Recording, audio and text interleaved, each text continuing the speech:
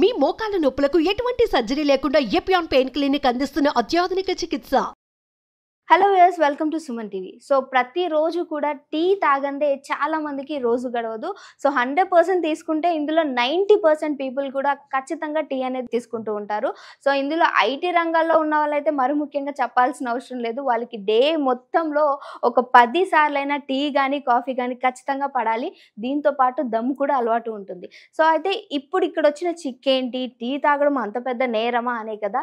So ఇదంతా పక్కన పెడితే మనం చాలా వరకు పింగాణి కప్స్ కావచ్చు, లేకపోతే స్టీల్ కప్స్లో మనం టీ తాగుతూ ఉండేవాళ్ళం. కానీ ఇప్పుడు వచ్చిన రీసెంట్ ట్రెండ్ అనుకోవచ్చు, లేకపోతే యూజ్ అండ్ త్రూ వాళ్ళ తాగిన దాంట్లో మేము ఎలా తాగుతామని యూజ్ అండ్ త్రూ కప్స్ అనేవి ప్లాస్టిక్ కప్స్ అనేవి యూజ్ చేస్తున్నాం. సో అది ఏదేంటి పేపర్ కప్స్ కదా, నువ్వేంటి ప్లాస్టిక్ కప్స్ అంటున్నావు అంటే ఎస్, అందులో ఉన్నది ప్లాస్టిక్. కాబట్టి యాక్చువల్గా ఈరోజు మీ అందరికీ మేము చూపించాలనుకుంటుంది కూడా లైవ్లో ఇదే ఎక్స్పెరిమెంట్. సో ఎందుకనంటే ఈ కప్స్లో తాగటం వల్ల క్యాన్సర్ అనేది వచ్చే అవకాశం సో 80% వరకు ఉంది అని. సో అది ఎలా వస్తుంది ఏంటి అనేది మనతో పాటు ఉన్న డాక్టర్ ఆకర్ష్ గారు మొత్తం లైవ్లో మీకు ఎక్స్ప్లెయిన్ చేస్తారు. చూసారు. Hello sir. హలో సార్, నిజంగా నేను ఆ ప్లాస్టిక్ కప్స్ అని అంటుంటే అది ప్లాస్టిక్ కాదు, పేపర్ కప్ అని చెప్పి చాలామంది అంటారు. సో ఇదే మన చేతిలో ఉన్నటువంటి ఆ పేపర్ కప్ మనం రోజు తాగేటువంటిది. సో దీని గురించి చెప్తే మీరు చెప్పారు, ఆల్రెడీ మనం డిస్కస్ చేసాము. ఎలా సార్, అంటే ఎలా వస్తుంది అనేది మన వాళ్ళకి ప్రూఫ్స్ ఖచ్చితంగా కావాలి. ప్లీజ్ దీని గురించి ఎక్స్ప్లెయిన్ చేయండి. ఆల్రెడీ మనం ఇంతకుముందు డిస్కస్ చేసినట్టు ఇది ఏంటంటే మనకి paper cups, of course it is true, it's a paper cup.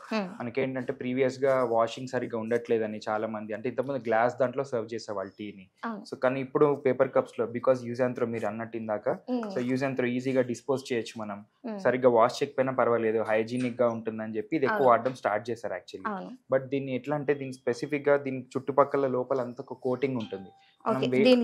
Normal water తాగితే పర్వాలేదు ఇందులో, బట్ ఇందులో చాలా వేడిది హాట్ టీ మనం పోసినప్పుడు కానీ కాఫీ పోసినప్పుడు కానీ ఈ వేడి టీ మనకి ఈ పేపర్ అనేది నార్మల్ గా క్రష్ అయిపోకుండా ఉండడానికి లోపల ఒక చిన్న కోటింగ్ అనేది ఇస్తాడు, పాలిథిలిన్ కోట్ అని.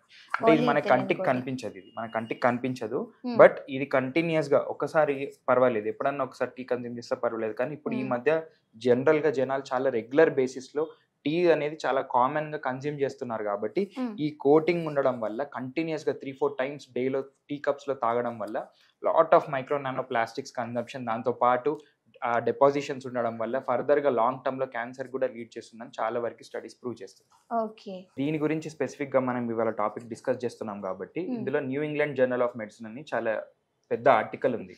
వాళ్ళు ఒక 1 year పాటు ఒక స్టడీ చేశారు, ఒక 300 పీపుల్లో చేసిన బిగ్ స్టడీ అనమాట. ఒక 1 year పాటు ఆల్మోస్ట్ ఆగస్ట్ 2019 నుంచి జూలై 2020 వరకు ఒక గ్రూప్ ఆఫ్ పీపుల్, ఒక 300 పీపుల్ని తీసుకొని వాళ్ళల్లో స్పెసిఫిక్గా ఈ కంటిన్యూస్గా టీ కన్జ్యూమ్ చేసిన వాళ్ళల్లో వీళ్ళల్లో చాలా వరకు మైక్రో నానో ప్లాస్టిక్స్ అనేవి ఎవరైతే కార్డియాక్ కండిషన్స్ వల్ల స్ట్రోక్ వల్ల చనిపోయారో వాళ్ళ అథిరోమాస్ కానీ వాళ్ళ ప్లాక్ పార్టికల్స్ కానీ అనలైజ్ చేసినప్పుడు వాళ్ళల్లో స్పెసిఫిక్ గా ఈ ప్లాస్టిక్ పార్టికల్స్ అనేవి చూసారనమాట. సో ఇవి జస్ట్ మనకి క్యాన్సర్ కి సంబంధించింది కాకుండా మనకి లాంగ్ టర్మ్ లో even cardiac plus stroke cause చేసేదానికి కూడా ఛాన్సెస్ ఎక్కువ. ఇందులో తాగటం వల్ల టీ కావచ్చు, సంథింగ్ మీరు అన్నట్టు వేడిగా తాగటం వల్ల ఒకటేసారి కాదు చాలా సార్లు కన్జ్యూమ్ చేయటం వల్ల క్యాన్సర్ రిలేటెడ్ ఇష్యూస్ వస్తాయని, అంటే మనం ఏ విధమైన క్యాన్సర్స్ అనుకోవచ్చు? సో కంటిన్యూస్గా ఇది ఏంటంటే మనకి ఇది అప్పుడప్పుడు కన్జ్యూమ్ చేయడం వల్ల కాకుండా ఈ మధ్య రెగ్యులర్ కన్జంప్షన్ అయింది కాబట్టి ఇప్పుడు ఇది వెలుగులోకి ఎక్కువ వస్తుంది. ఎందుకంటే ఇది 5-6 టైమ్స్ తాగుతున్నారు మనం డేలో, కొంతమంది ఇంకెక్కువ సార్లు కూడా తాగుతున్నారు. సో దీని వల్ల కంటిన్యూస్గా ఫస్ట్ ఇంపార్టెంట్ ఏంటంటే ఈ ప్లాస్టిక్ పార్టికల్స్ ఎక్కడ డిపాజిషన్ పక్కన పెడితే మనం కంటిన్యూస్గా కన్జ్యూమ్ చేయడం వల్ల ఫస్ట్ మన గట్లోకి అయితే పోతుంది. సో ఈ మధ్య ఎక్కువ కూడా మనం ఈ కోలాన్ క్యాన్సర్ అనేది కాన్సెప్ట్ ఎక్కువ వింటున్నాం. సో ఎందుకంటే ఇంతకు ముందు లేదు ఇంత కోలాన్ క్యాన్సర్ సంబంధించింది. ఇప్పుడు మనకి స్పెసిఫిక్ గా అనలైజ్ చేసినప్పుడు ఈ కొలాన్ క్యాన్సర్ కి స్పెసిఫిక్ గా కాజేటివ్ ఫ్యాక్టర్ అయి ఉండొచ్చు అని మనం అనుకోవచ్చు.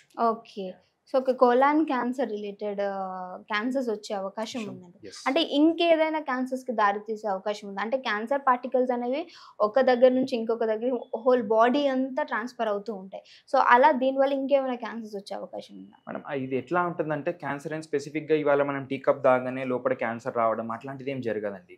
సో ఇది లాంగ్ టర్మ్ కన్జంప్షన్ వల్ల గట్ అనేది కంటిన్యూస్ గా ఇరిటేట్ అవుతూ ఉంటుంది, మన గట్ మైక్రోబయోమ్ అని డిస్టర్బ్ చేస్తుంది.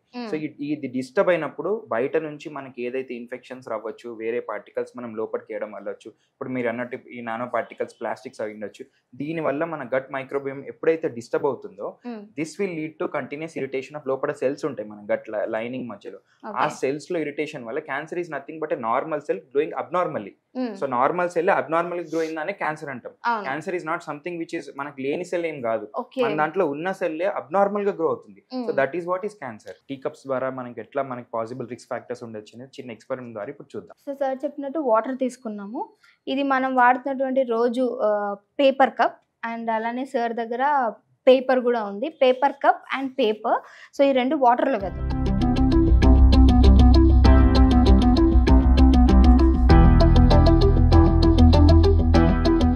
పేపర్ మనం వేసిన 2 minutes కి ఆల్మోస్ట్ కంప్లీట్ గా డిప్ అయిపోయింది. సో ఈజీగా it is we are able to tear. మనం జస్ట్ సింపుల్ గా టేర్ చేయొచ్చు. యాక్చువల్లీ నేను ఎక్కువ ఫోర్స్ కూడా ఉపయోగించలేదు, కంప్లీట్లీ మొత్తం నానిపోయింది పేపర్.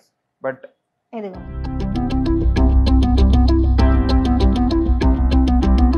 పేపర్ అంటే వాటర్లో వేస్తే ఇలా అయిపోతుంది, జస్ట్ కూల్ వాటర్. సో ఇప్పుడు టీ కప్ ఇది ఆల్రెడీ మునిగి 2 to 3 minutes అయింది. మనం ఆల్రెడీ ఇందాక పేపర్ చూసారు కదా. సో ఇది టీ కప్. మీరు ఎంత ఫోర్స్ ఉపయోగించినా you are unable to tear this.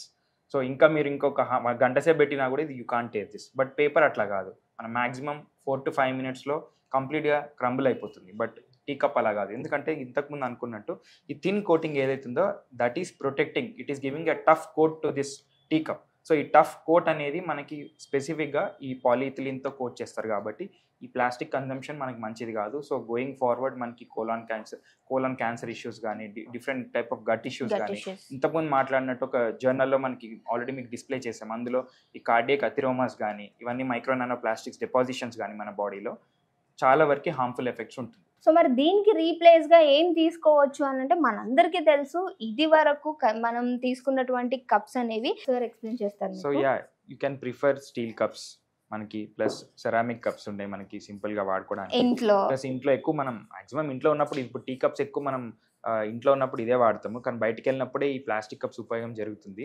But బయటికి వెళ్ళినప్పుడు మనకి చాలా చోట్ల మనం చూస్తాము గ్లాస్ యూజ్ చేస్తారు. సో ఈ గ్లాస్ యూజ్ చేయడం మచ్ బెటర్ వెన్ మీరు బయటికి వెళ్ళినప్పుడు. అఫ్ కోర్స్ హైజీన్ ఇష్యూస్ ఉన్నాయని మీకు అనిపిస్తే అసలు ఫస్ట్ టీ అన్నిసార్లు బయట తాగడం ఆపేసేయండి. But in case if you want consume but try to make sure that ఇది గ్లాస్ వాటిలో కన్జ్యూమ్ చేసేలాగా ట్రై చేయండి.